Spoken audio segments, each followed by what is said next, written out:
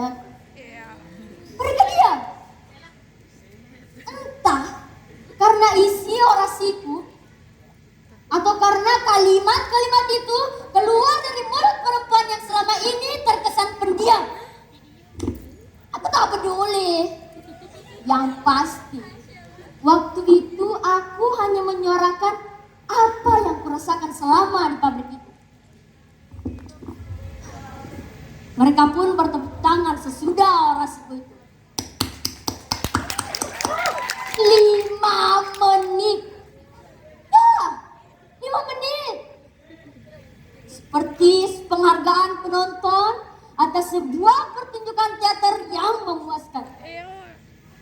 Yel-yel yang aku berikan, mereka sambut, membuat gema yang riuhnya mengalahkan deru mobil di jalan raya.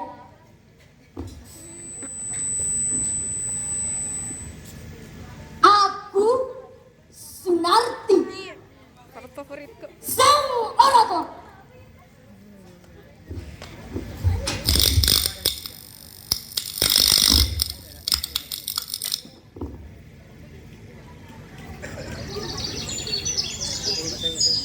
Bagi rekan kerjaku sesama operator, aku mungkin dianggap pahlawan karena telah mewakili mereka yang tak berani bicara.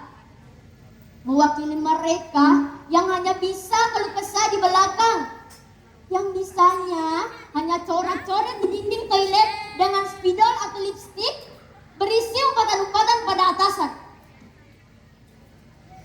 Wahai manajer tampan, pergilah ke neraka. Kepada supervisor kapol, jadi dukun aja loh.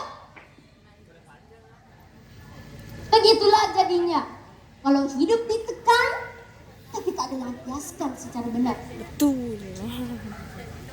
Sejak demonstrasi itu hidupku berubah.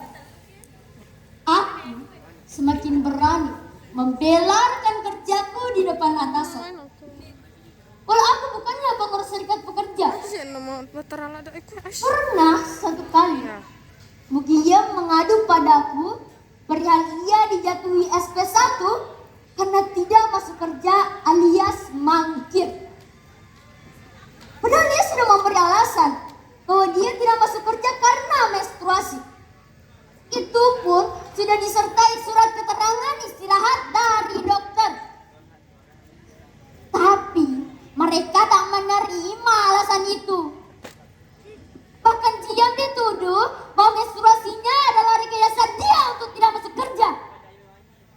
Jelas aku marah. Tinggalkan kerjaanku, lantas ku labrak supervisor edan itu. Apa betul ibu menginspeksikan? Atas dasar apa? Bukankah dia sudah menyerahkan surat keterangan dokter? Kami tetap tidak bisa menerima surat itu. Kau harus tahu, pabrik ini sedang banyak order dan kita dikejar target. Kau tahu berapa kerugian perusahaan ini kalau seorang saja bolos kerja? Kami mengekspejiam sebagai pelajaran buat semua karyawan. Pelajaran katanya. Pelajaran yang mana dan siapa gurunya yang menjelaskan bahwa perempuan tak boleh menstruasi kalau lagi banyak order? Aku pikir pelacur sekalipun akan istirahat dari melacurnya kalau lagi datang bulan. Lantas kukatakan perihal proses biologis menstruasi dan kujelaskan pula soal hubungan industrial antara buruh dan majikan. Sejak itulah mukanya memerah. Lalu ia menyuruhku keluar. Tapi aku bergeming dan terus melontarkan pikiran-pikiran sosialis hingga akhir ia menamparku di pipi ini. Kau tak berani menentang atasanmu. Jangan anggap karena aku wanita lantas dapat perlakuan seperti itu akan menangis. Menangis sebuah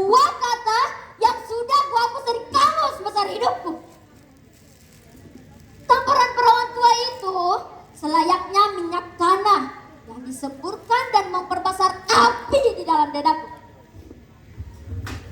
Kutampar ia, kucambak rambutnya, lalu kujedotkan jidatnya ke meja kerjanya. Mantap. Itu pilihanmu. Itu hukuman buatmu, perawan tua.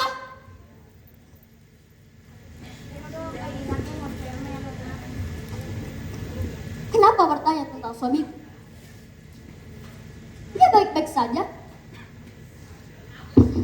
Kalau kalian berpikir rumah tangga kami berantakan sesudah kejadian itu, kalian salah. Justru yang mendukung kebenaranku adalah Mas Naryo, suamiku. Kini ia bekerja di pabrik sepatu. Di tempat kerjanya, ia dikenal dengan julukan si petir.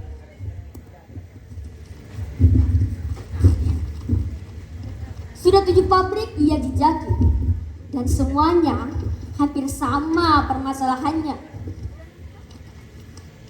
Berkutat di soal upah lah, tunjangan lah, cuti lah, uang makan lah, dan segala tetek bengek perburuan.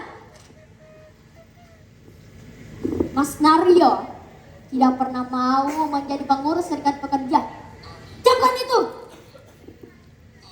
Baginya, serikat pekerja bukan lagi DPR para buruh, melainkan jadi organisasi pencilat bokong atasan agar mudah dapat jabatan.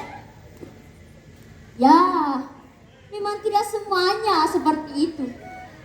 Tapi kan di atas rata-rata. Kebijakan yang seharusnya memperbaiki hidup buruh dikorbankan untuk keuntungan pribadi.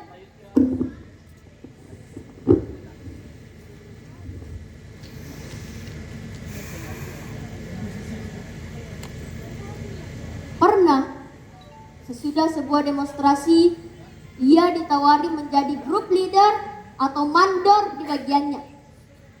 Terang Mas Naryo menolak, karena bukan itu yang diinginkannya. Sebab itu, pihak manajemen mencari jalan lain, mem-PHK-nya dengan sedikit pesangon. Maka disusunlah sebuah skenario yang melibatkan karyawan lain bagian. Hari itu, Mas Naryo kehujanan sewaktu berangkat kerja. Sudah pasti, seragam dan sepatunya basah. Maka pergilah ia ke loker dan mencopot sepatunya untuk dikeringkan. Lalu ia beranjak ke bagiannya. Ia memakai sandal, entah punya siapa. Tak ada masalah awalnya. Sampai tengah hari, tiba-tiba Mas Naryo dipanggil ke kantor dan dia disuruh menghadap personalia.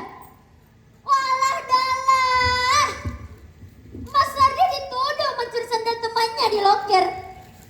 Mas Naryo tidak terima tuduhan itu, lantas ia minta bukti. Maka dipanggillah Sugondo. Ia mengaku bahwa ia melaporkan kehilangan sandalnya di loker. Dan ketika ia melihat sendal itu dipakai Mas Naryo,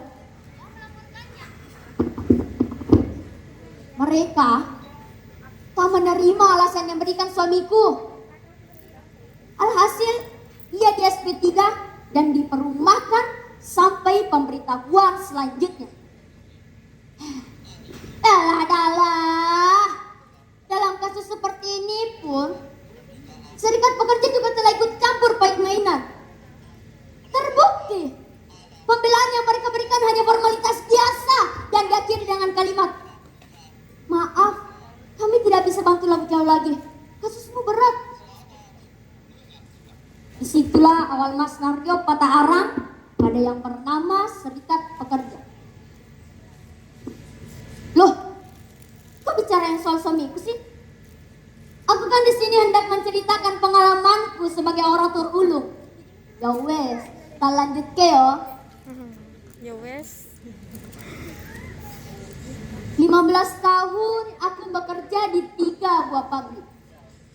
Ya, agak jauh dari garmen, sepatu, dan tekstil. Kesejahteraan buruh di bidang itu selalu memprihatinkan. Terlebih karena mayoritas pekerjanya adalah kaum perempuan dan majikannya adalah orang Asia juga. Lupakanlah. Miris aku mengenang semua itu. Komunitas warga pinggir kota diketuai oleh Mas Naryo dan aku membantunya dengan menjadi wakil. Tugasku lebih ke membangun elemen-elemen masyarakat bawah